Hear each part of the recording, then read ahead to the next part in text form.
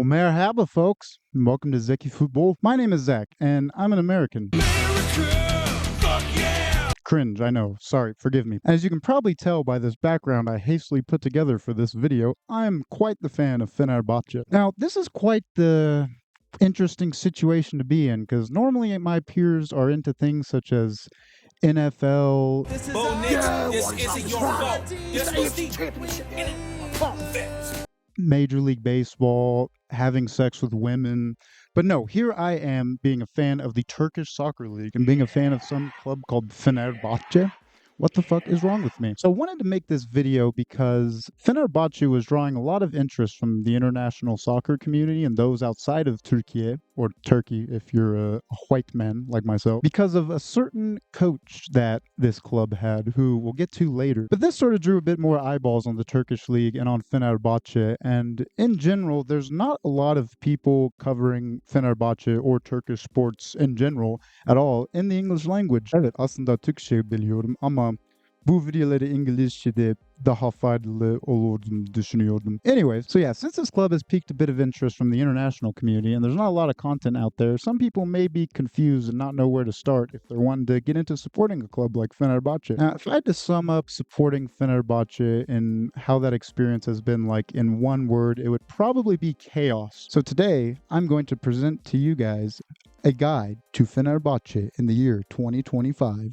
Now, for those of you with elite ball knowledge, you probably already know going into this video that Turkey has a big three, so to speak, in their soccer league, or big four, some might say, if we include Trabzonspor. Those clubs being Trabzonspor, as I just mentioned, Fenerbahçe, Galatasaray, and Beşiktaş. These teams historically have been the most dominant in Turkish soccer. Oh, brother, this guy stinks! Sorry, I know I'm a cringe American. Football, not soccer, football. In fact, for most of you, if I were to point a gun to your head and ask you to name a Turkish team besides any of the big four, you probably would start shitting your pants and begging for your life. Comment down below if you can name a Turkish team besides Fenerbahçe, Galatasaray, Beşiktaş, or Trabzonspor.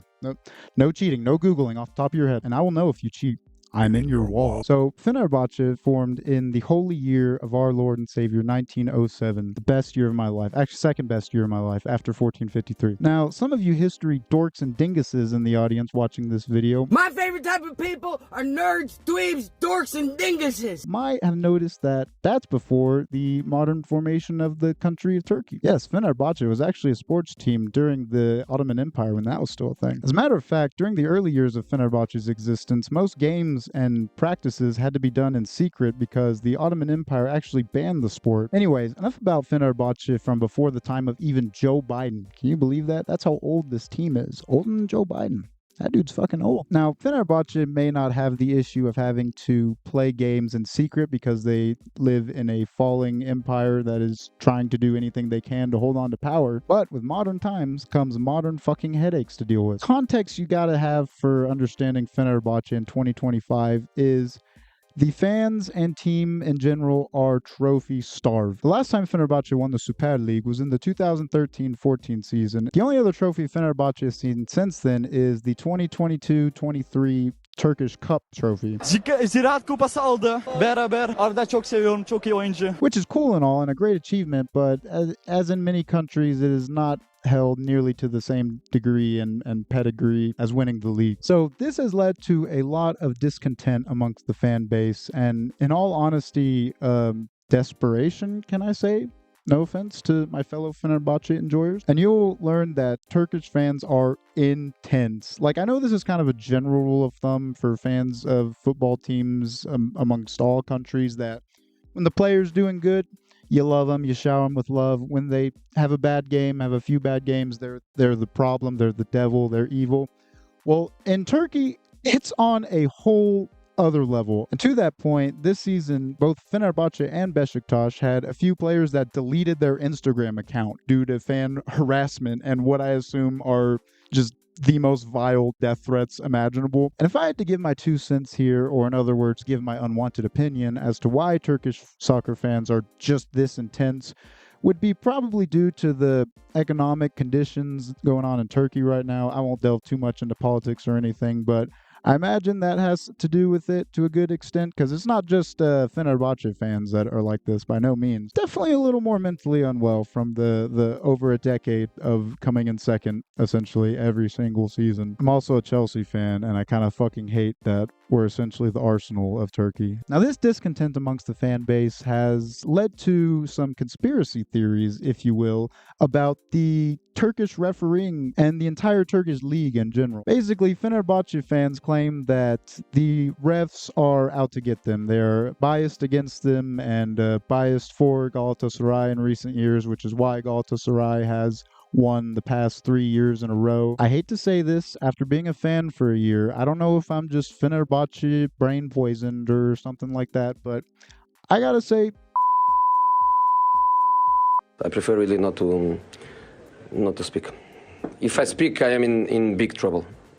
In big trouble. And I don't want to be in big trouble. I mean, when you've got fouls like this happening in the box and nothing happens as a result of this, then there's something going on here. Now, speaking of what some soccer fans may say is God himself, Jose Mourinho, let's talk about the coaching situation. Jose Mourinho was sacked by Fenerbahçe this season. Yes, this news came as quite the surprise to me, to be honest. I would have personally liked to see Jose Mourinho continue with Fenerbahçe, but alas, following a defeat to Benfica in Champions League qualifiers, Fenerbahçe sacked Jose Mourinho only for him to then get hired by Benfica to replace Bruno Lage, which is extra ironic because Turkish player Kerem Aktürkoğlu, who played for Benfica during that Champions League qualifier match against Fenerbahçe, who actually scored the winning goal that knocked Fenerbahçe out of the Champions League, the goal that got Jose Mourinho fired, he was already going to be coming to Fenerbahçe after that round of qualifiers.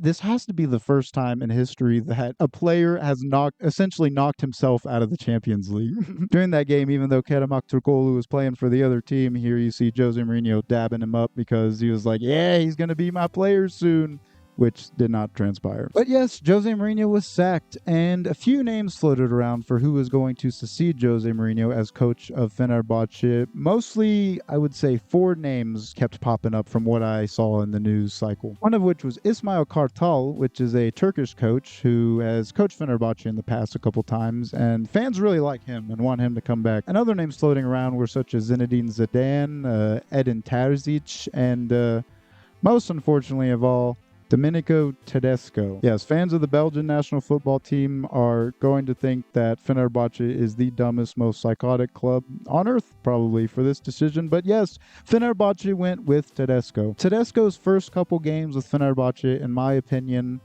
were horrendous. I was quite appalled for the first time ever as a sports enjoyer, actually unironically angry at what was happening in a game and what my team was doing. This motherfucker Tedesco thinks it's a genius idea to put Çağlar Soyuncu, a center back, at right back, who's never played that position, Nelson Semedo, a right back, as defensive midfield, again, never played that, or hasn't frequently played that position, and worst of all, Marco fucking Asensio as center defensive midfielder.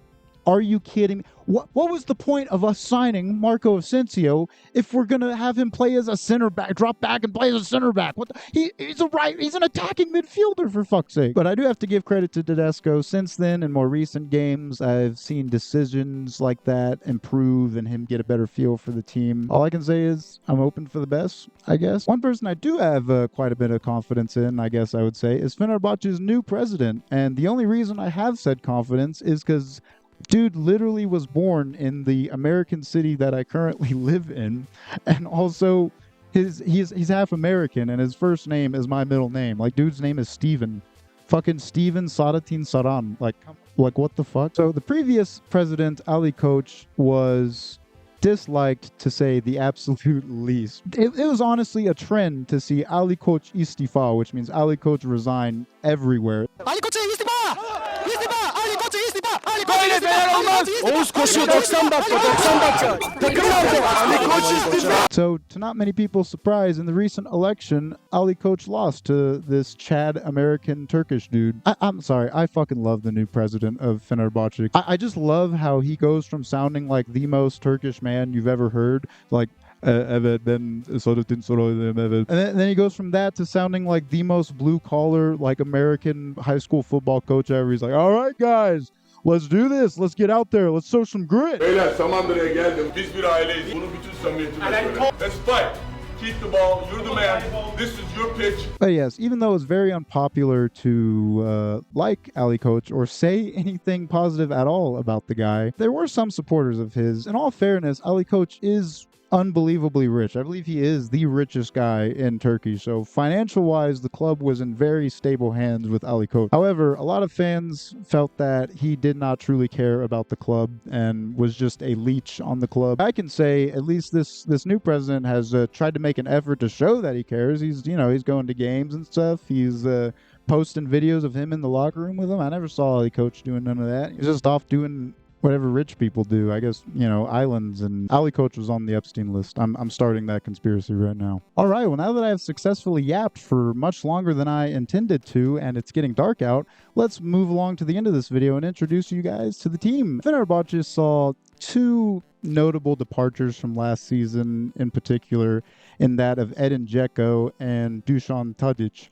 who were, I can say, fan favorites, even though, like I mentioned earlier, towards the end of the season, fans were not showing a lot of love towards Dušan Tadić for having a bad run of games. Filling that striker position, as well as that, creative attacking midfield / winger option in Dušan Tadić, would be the biggest challenge for Fenerbahçe this summer. That's right, Ederson of Man City fame has come to Fenerbahçe this past summer and is now Fenerbahçe's first choice after kicking Dominik Livakovic to the curb and sending his ass to Girona to rot on the bench there instead of rot on the bench in Fenerbahçe, making the fans of the Croatian national team oh so happy, I would imagine. Yeah, sorry about that, Croatian fans. Our second choice goalkeeper is that of İrfancan Eribayat, who came to the club from Göztepe and actually came in quite clutch for us, I'd say, last season when Livakovic had a string of injuries. İrfancan Eribayat put some great performances, especially in Europe, and kept us in good hands. And even when Livakovic came back from injury, Eribayat was preferred for a while as first choice. And third choice is new signing Tariq Çetin after Fenerbahçe got rid of their third choice from last season, whose last name also happens to be Çetin, Ertuğrul Çetin. He had one chance and had a terrible game. The third choice, Ertuğrul Çetin, actually had two chances last season. One was all right, and the other was horrible. And Tariq Çetin this season has so far gotten two chances, and he was really, really solid. A lot of people want to see him be the second choice, actually. And then occasionally, when he's needed, there's like some youth player named like Bilgen something. I'll put him up. He's like fourth choice goalkeeper. On right back, we've got Mert Mulder, Turkish international, Austrian-Turkish actually, and was playing in the Austrian league before he came to Fenerbahçe. I like Mert. I'm a big fan of Mert. He is very solid, sometimes inconsistent, but I think he's a little underappreciated. And a new signing to replace departing right back Brightlesai Samuel, who left to not Brighton, but Birmingham, is right back Nelson Semedo, who is actually right back for the Portuguese national team and played for Wolves for many years in the Premier League. This season, our first choice left back seems to be none other than Archie Brown. And I say it like that because I don't know what it is, but the Turkish commentators, when they say, it's never Archie, it's never Brown, it's always Archie Brown. Archie Brown, they love saying his name, I swear to God. Yeah, Fenerbahçe stole Archie Brown from Milan. He was playing for Ghent or Genk. I cannot believe those are two separate clubs. I constantly confuse them for obvious reason. I mean, both the logos are blue, for Christ's sake. AC Milan was about to buy him, but last minute Jose Mourinho and Fenerbahçe hijacked the deal. Ma alla fine la sua scelta sembra essere caduta su Milano. Excuse me, he changed the station.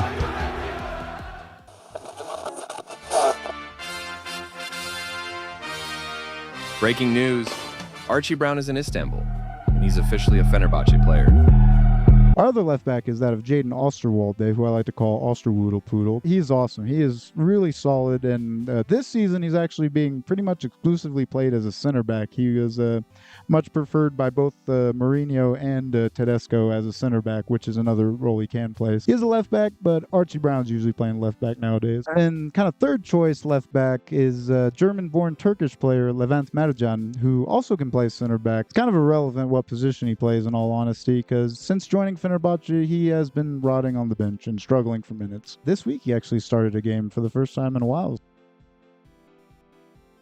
All right, center backs. Most notable of all is probably Milan Skriniar, who last season came to us on loan from PSG, who is also captain of the Slovakian national team. He is such a solid center back. He is an amazing player. He's defensively, he's amazing.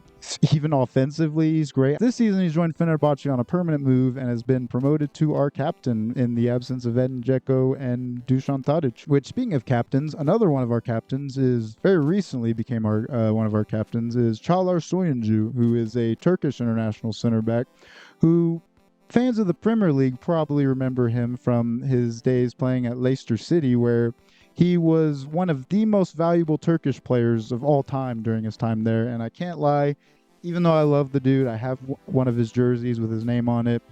He is having quite the decline and not at the best part in his career right now. There's rumors about him getting loaned out to Besiktas or going away to some other club. And another very important fact about Çağlar that you all must know is that he is the third ever man I have found attractive. Archie Brown can play center back, Osterwolde, Levant, Edson Alvarez, Mexican international, who center defensive midfielder, who we have on loan.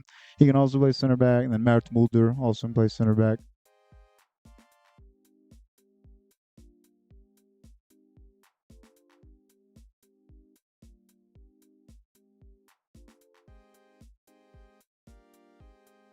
Speaking of Edson Alvarez, we'll go ahead and pivot to our midfield and start with our defensive midfielders, and that of Mexican international Edson Alvarez, which shout out, I am a quarter Mexican. I love the Mexican national team. I got so fucking hyped this summer when I saw that he was coming on loan to Fenerbahçe. Ismail Yüksek, Turkish international, who has been putting in some really solid performances lately. And we also have Bartol Elmaz, who has been struggling for minutes, but he is a prospect. Aside from that, we've got good old Fred, always got that charm and smile. Played many years at Manchester United. Many Premier League enjoyers probably aware of him, or fans of the Brazilian national team probably hate him. And then Mert Hakan Yandaş is also a center midfielder, but he's kind of that in name only this season.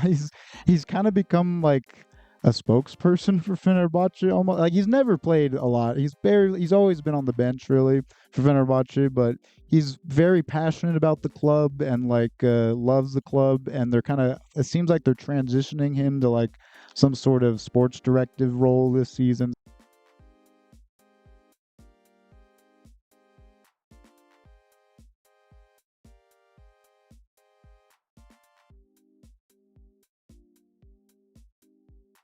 Moving on to our forwards, in the right wingers, we've got Donald Trump, J.D. Vance, and Benjamin Netanyahu. Oh, wait. Different kind of right wingers. On the right wing, we've got new signing Dorgeles Nene, Mali international, as well as Irfan Can Kahveci, whose last name literally means coffee maker, which I love. Speaking of coffee maker, it's kind of weird to say that he is one of our right wingers currently, because he has been written out of the squad and sort of frozen out of the team due to a conflict that he had with Archie Brown after a game against Samsunspor in which they didn't manage to win. Coffee Maker was yelling at Archie Brown, apparently got so aggressive and heated to the point where they said, "You're out, Coffee Maker. We're kicking you out of the team until further notice." So he is suspended, and reports now say he wants out. Yeah, so we'll put an asterisk next to my boy Coffee Maker. Sadly, he is almost certainly leaving the club, which makes me very sad because he's one of my favorite players because he has a hilarious last name, and he's just good. On the left wing, we've got new signing Kerem Aktürkoğlu, another Turkish international, and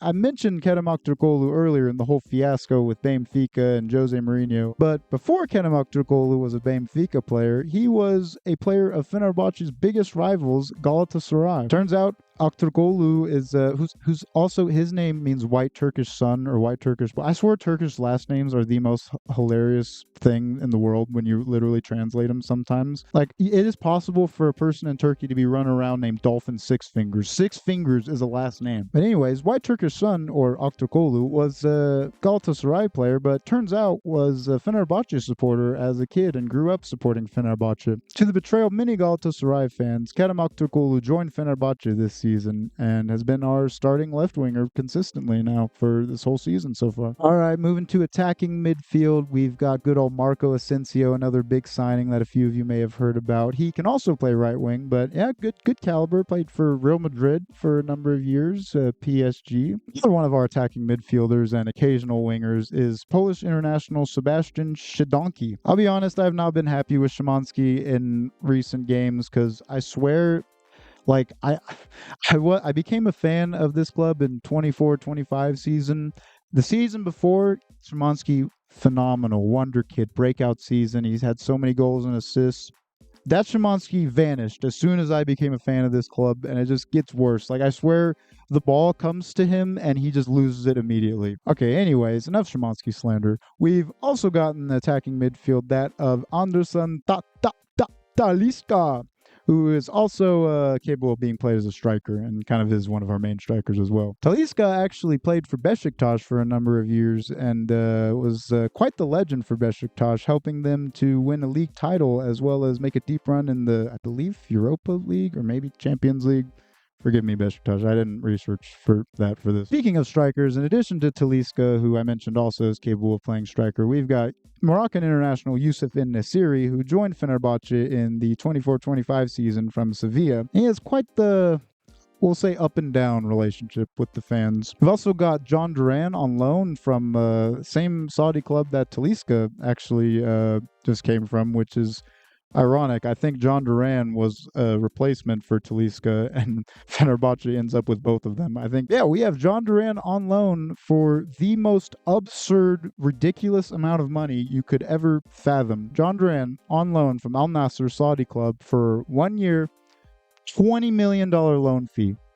And a loan fee, that's just a loan fee. Fenerbahçe are paying an ungodly amount, an unholy amount in wages for the dude. I mean, I get it. He's a young, up-and-coming striker. He was prolific for Aston Villa in the Premier League at fucking 20. Turkish clubs have been turning on the money faucet absurdly this summer window. Like, Galatasaray spent fucking 90 million on Victor Osimhen. They had to take out like a $40 million loan from a bank to do it. Anyways, John Duran came on loan to Fenerbahçe and pretty much immediately got injured and has just not played any games for us. Seems that he's back in training with the team, given Fenerbahçe's recent posts about their upcoming game. So hopefully we'll see him back on the field soon and we can get something out of that unholy amount of money. And another striker is that of Cenk Tosun, another former Besiktas player, quite even more of a Besiktas legend, was striker for Besiktas for quite the number of years, left to go play in Europe. Some Premier League fans might know of him. Didn't quite make it, played for Everton, Crystal Palace, came back to Besiktas, has since joined Fenerbahçe on a free transfer, and has came to Fenerbahçe to struggle for minutes and only score 1 goal, because dude has only been given like 6 games, none of them being started. Speaking of Cenk Tosun, funny enough, he also has been frozen out of the squad recently, so it's kind of weird to mention him as one of our strikers.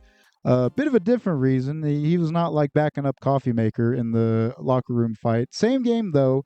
He thought he was for sure going to be subbed in that game, and as Tedesco was making his final substitution for that game, which was not Cenk Tosun, Cenk realized that it wasn't going to be him getting subbed in. He realized he was going to continue to not get any minutes at all, and proceeded to rip off his vest and angrily walk back to the bench in frustration, which honestly I can't blame the guy. All right, and that's the team. Real quickly, I'll go over some players we've got out on loan just because it's kind of interesting to look at them. We got 2 goalkeepers out on loan, which ironically were our first choice and third choice from last season. Livakovic, as I mentioned, is, instead of rotting on the bench at Fenerbahce, is rotting on the bench at Girona instead.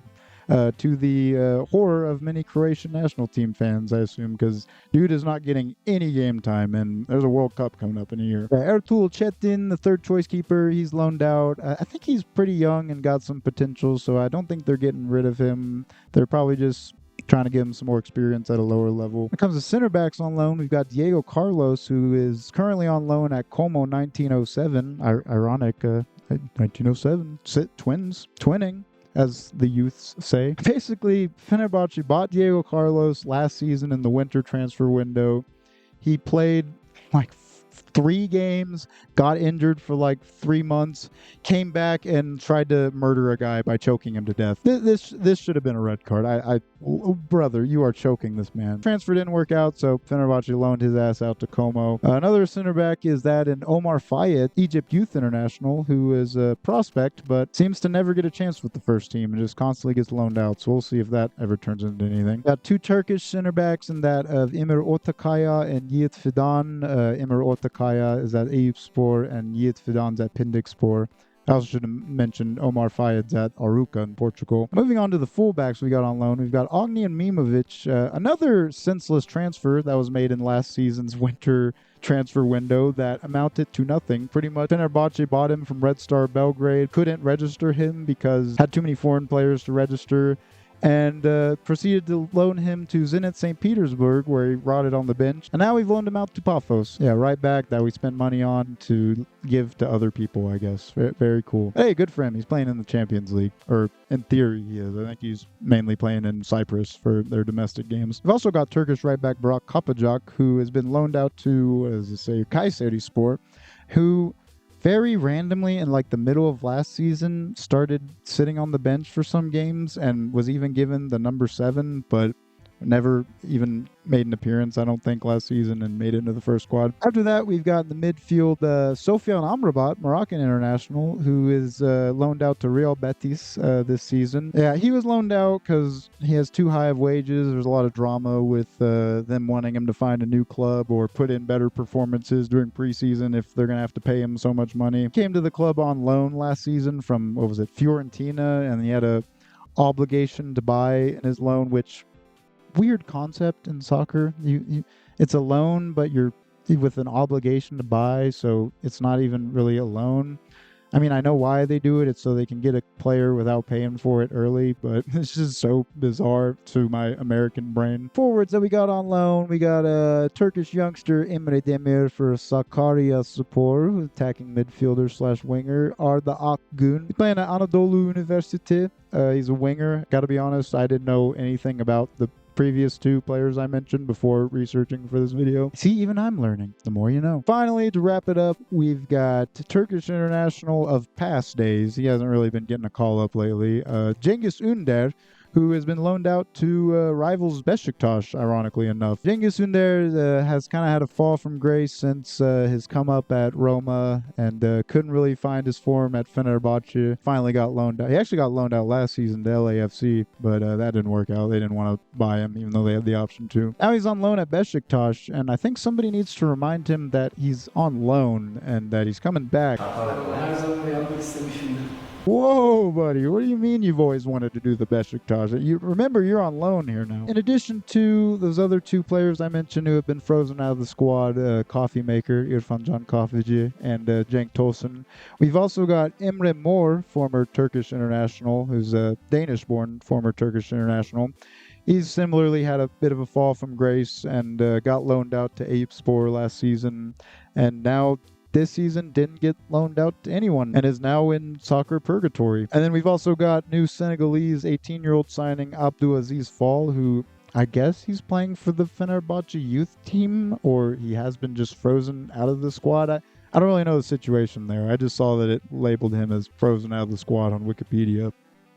Yes, that about does it. Look how much I've yapped. It is dark. You can't even see it, but I started this video and it was daylight out, and now it's dark because I yapped for way longer than I thought I would. But yes, that is a basic introduction to this soccer team, football team that I love so much and is so near and dear to my heart, despite all the pain and chaos and suffering that may come at times with this club. I truly am obsessed with this team and love it and would not choose a different team. I mean, I'm also a Chelsea fan, but second priority. I'm a Fenerbahçe fan first. I also force myself to be a Colorado Rapids fan because I live in Colorado, but I don't want to talk about that trauma. Thank you for tuning in.